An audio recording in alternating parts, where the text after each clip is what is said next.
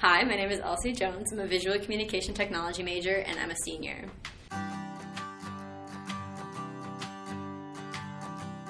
I chose VCT as my major because I used to be a graphic design major and I really like the design aspect, but I also want to do something multimedia, so VCT just fit me better because it's just a wide range of things from design to communications to photography to video. My favorite part about my major is having professors that are very hands-on, and we do a lot of activities where we can get involved and swap people in and out for photos and videos, and we do a lot of stuff in class, and I feel like I've learned so much through our classes and our hands-on experience that we were given. So after I graduate, I would really like to work for either a professional or a college sports team. I could see myself working for athletics of a university doing post-production, multimedia, either like to work with one group of individuals or get very involved in that one team.